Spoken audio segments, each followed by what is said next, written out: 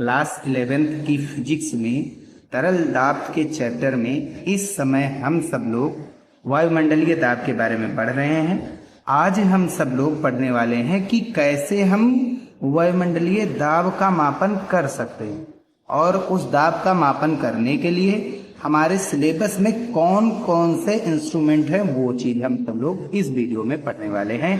इस चैनल पर बालाजी पब्लिकेशन से रिलेटेड कोई भी सॉल्यूशन हो उसको करवाया जाता है, चाहे फिजिक्स हो, चाहे केमिस्ट्री हो, चाहे मैथ हो। तो लेक्चर 4 है तरल दाब का। सबसे पहले वायुमंडलीय दाब का मापन करने के लिए सबसे पहला हम सब लोग पढ़ेंगे बैरोमीटर, ठीक है, और जिसको हम सब लोग टॉरिसेली के नाम से भी जानते हैं। और दूसरा होता है मैनोमीटर, और हमारे सिलेबस में यू ट्यूब जैसा यानी यू नली जैसा मैनोमीटर है, हम उसको पढ़ेंगे। तो बैरोमीटर क्या है, चलिए हम सब लोग देखते हैं। यह वायुमंडलीय दाब मापने की सबसे सरलतम युक्ति है। इसमें 1 मीटर की एक नली में पारे को भरकर, पारा क्यों भरा जाता है ये भी अभी हम देखेंगे, उल्टा करके पारे से भरे एक बीकर में रख देते हैं। तो ये सबसे पहली चीज, ये जो है बैरोमीटर जो होता है, ये ऐसी युक्ति होती है, ऐसा इंस्ट्रूमेंट्स होता है जो वायुमंडलीय दाब को मापने के लिए सबसे सरलतम होता है, सबसे आसान होता है। इसमें होता क्या, हम 1 मीटर की एक नली लेते हैं, ट्यूब लेते हैं जो लैब वगैरह में रखी होती है, और उसमें हम क्या भरते हैं, पारे को भरते हैं, और पारे को भर करके हम एक बीकर लेते हैं, उसमें भी पारा भरते हैं। भाई नली हमने लिया और दूसरा हमने क्या लिया, बीकर, इन दोनों में पारा भरेंगे। तो इस नली में हम पारा भरेंगे और इसको अंगूठे से बंद करके उल्टा करके हम किसमें, पारे से ही भरा एक बीकर होता है उसमें रख देते हैं, ठीक है। और बी पर दाब का मापन करते हैं। बिंदु बी के दाब को वायुमंडलीय दाब कहते हैं, जैसा कि चित्र में आप सब लोग देख सकते हैं। हो गया ना ये चित्र।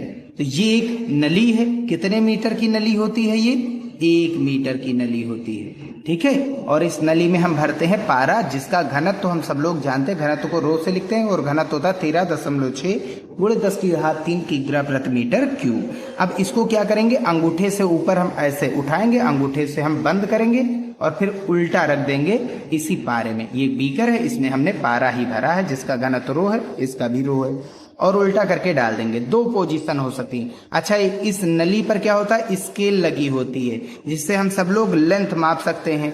अच्छा, उल्टा डालेंगे तो थोड़ा सा द्रव कहाँ निकल के आ जाएगा, बाहर। अब यहाँ पर तो कुछ बचा नहीं, तो यहाँ पर क्या हो गया, निर्वात, वायु तो यहाँ आ नहीं सकता भाई, पूरा का पूरा द्रव नीचे चला गया, वायु कहाँ होगा, जब इसमें पूरा हम भर दिए तो वायु तो चला गया, बाहर चली जाएगी हवा। तो यहाँ पर क्या बचा, केवल निर्वात बचा, वैक्यूम बचा। कहाँ पर, पॉइंट सी पर। तो पॉइंट सी पर वैक्यूम है, वैक्यूम में कोई प्रेशर नहीं होता है निर्वात में, ठीक। अब पॉइंट बी देखो, हवा में रखा है कि नहीं, इस समय चारों ओर हवा ही है। तो बी पर जो है हवा कहाँ पर दाब लगा रही है, नीचे दाब लगा रही है। तो बी पर जो दाब लगाएगी वही हमारा वायुमंडलीय दाब होगा। हम बी के दाब को निकालेंगे, ठीक है। तो H, अगर अब बात समझिए, अगर इसको उल्टा करके हम बीकर में डालेंगे तो थोड़ा सा द्रव जो पारा है वो इस बीकर में आ जाएगा ना भैया। अगर बीकर में आ गया तो जाहिर सी बात है यहाँ पर खाली हो जाएगा। कितनी जगह खाली हुई या कितनी ऊंचाई का अब पारा बचा है, तो वो नाम हम दे देंगे H। कितना देंगे, H देंगे, ठीक है। वैसे H 76 सेंटीमीटर ही आता है। अब करेंगे क्या, अब हम पॉइंट ए पर दाब निकालेंगे। कहाँ पर निकालेंगे, पॉइंट ए पर दाब निकालेंगे। अब क्योंकि क्या ये द्रव बह रहा है, एक बीकर में ही तो रखा है, तो यानी द्रव रुका हुआ है, स्थिर है। और स्थिर द्रव में हमने एक रूल पढ़ा था कि अगर एक ही क्षैतिज तल पर, स्थिर द्रव में एक ही क्षैतिज तल पर जितने भी बिंदु होते हैं सब पर दाब बराबर होता है। तो यहाँ दाब, यहाँ दाब, यहाँ दाब, यहाँ यहाँ यहाँ यहाँ जितने भी बिंदु है सब पर दाब बराबर होगा।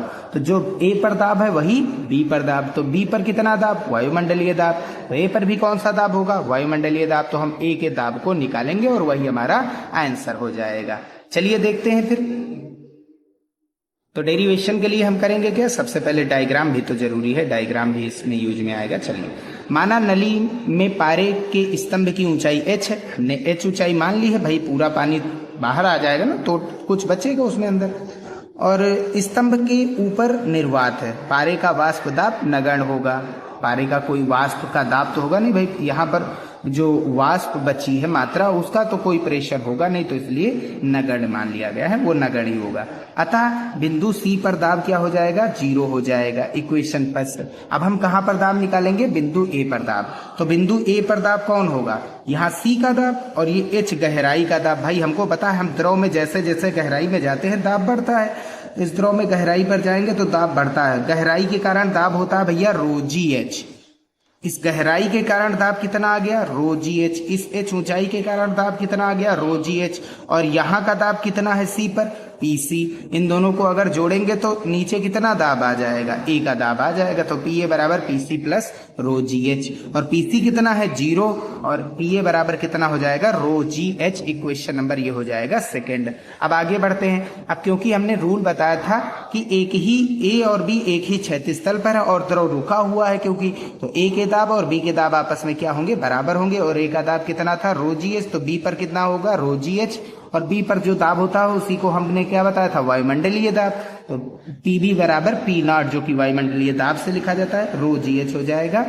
अब क्योंकि बी मुक्त तल पर है, ये भी चीज तो हमने बताया, बी कहाँ पर है, मुक्त तल पर, कोई चारों ओर कुछ है ही नहीं, एकदम मुक्त है, ऊपर आसमान है केवल, तो मुक्त तल पर है, तो जाहिर सी बात है पी बी बराबर पी नॉट होगा, इसीलिए हमने यहाँ पर डायरेक्ट कर दिया है। तो पी नॉट बराबर कितना आ जाएगा, रो जी एच आ जाएगा। ये हो जाएगा हमारा डेरिवेशन। तो बैरोमीटर से वायुमंडलीय दाब का अगर मापन करना है तुमको तो रो जी एच फार्मूला लगा देना है। ठीक है भैया। अब हम कुछ नोट में पॉइंट्स के बारे में जानेंगे, जिसमें से सबसे पहला पॉइंट हमारा है कि समुद्र तल पर 0 डिग्री सेल्सियस ताप पर बैरोमीटर के में पारे के स्तंभ की ऊंचाई 76 सेंटीमीटर होती है। समुद्र तल पर कितना तापमान, 0 डिग्री सेल्सियस जब होता है, पर बैरोमीटर में पारे के स्तंभ की ऊंचाई 76 सेंटीमीटर होती है। यानी समुद्र तल पर जब ताप 0 डिग्री सेल्सियस होता है, ठीक है, तो जो पारे में 76 सेंटीमीटर का जो दाब होता है वो समुद्र तल के 0 डिग्री सेल्सियस के ताप के बराबर आता है। बात समझिए, हमारा वायुमंडलीय दाब कितना होता है, 1 एटीएम होता है, 1 एटीएम ही होगा। अभी हमने बताएंगे कैसे, कि जो समुद्र होता है, ये समुद्र है, समुद्र पर जब तापमान, समुद्र के में जो पानी है तापमान तल पर जो है 0 डिग्री सेल्सियस ताप होता है, तो जो हवा इस पर दाब लगाती है वो 1 एटीएम होती है। और 1 एटीएम जो होता है वो 76 सेंटीमीटर ऊंचाई पारे के स्तंभ की ऊंचाई के बराबर आती है, 76 सेंटीमीटर। अच्छा, एक चीज और है, पारे की एक खास बात है, पारे को अगर आप छोड़ देंगे तो ये बिंदु जैसे, ऐसे गोली जैसे, यानी ये बहेगा नहीं, द्रव जैसा, पानी जैसा, ये इसमें ससंजक बल एक तरीके का बहुत ज्यादा, ये दूसरे पदार्थ से चिपकता नहीं है, चिपकता ही नहीं है, ये खुद में इतना ज्यादा बल होता है, वो चिपकता नहीं। ये पृष्ठ तनाव में जानेंगे तो ये क्या होगा, जब इसमें पारा भरेंगे तो पारा क्या होगा, इस नली में चिपकेगा नहीं, तो ज्यादा ऊंचाई तक जाएगा नहीं। लेकिन पानी की खास बात है, अगर आप पानी एक गिलास लीजिए, दीवार पर मारिए, तो क्या होगा, वो दीवार पर चिपक जाएगा, फैल जाएगा,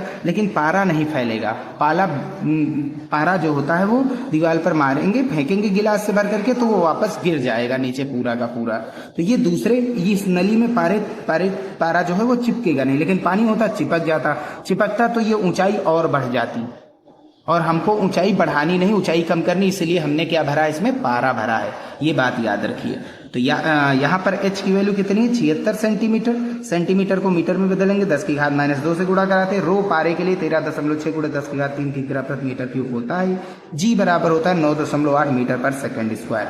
तब समुद्र तल पर वायुमंडलीय दाब कितना होगा, रो जी एच फार्मूला होता है वायुमंडलीय दाब का, और वो सॉल्व करेंगे तो ये टोटल आ जाएगा। रो की वैल्यू पता है, जी की वैल्यू पता है, एच की वैल्यू भी पता है, तो ये पी नॉट कितना आ जाएगा, 1.01 × 10⁵ न्यूटन पर मीटर स्क्वायर, जिसको 1 एटीएम कहते हैं। तो 1 एटीएम का जो दाब होता है वो कितने ऊंचाई का होता है, पारे के स्तंभ की ऊंचाई कितनी हो, जब 76 सेंटीमीटर हो, तब दाब कितना आता है, वायुमंडलीय दाब कितना होता है, 1 एटीएम होता है। तो 76 सेंटीमीटर ऊंचाई का जो दाब होता है पारे का, वो 1 एटीएम के बराबर होता है।